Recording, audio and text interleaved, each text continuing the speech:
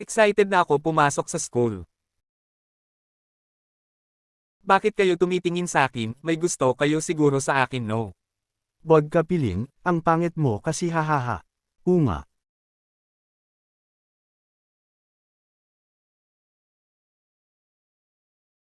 Grabe naman sila sa akin. Siguro napakapangit ko talaga. Hoy pangit, gusto mo ng kamao ko? Sagot. Ayaw ko ng gulo. Good boy naman pala eh. Doon ka na pangit haha. Ay sa wakas recess na. Ano kaya tong bating maliit na to? Pabili, siomai rice nga po. Ilan? Isa lang po. Ano kaya ang laman nitong bote? May nakalagay facial serum M13. Ano kaya yon?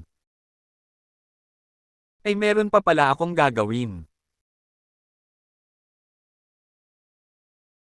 Kawakas uwian na.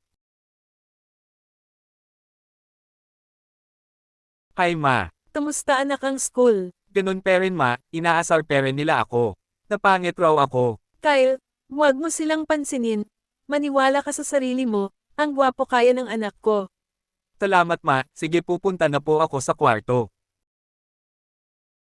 Ay nga pala muntik ko na makalimutan tong bote. Pwede kaya tong inumin. Hindi naman siguro ito lason, amoy juice eh. Sige na nga.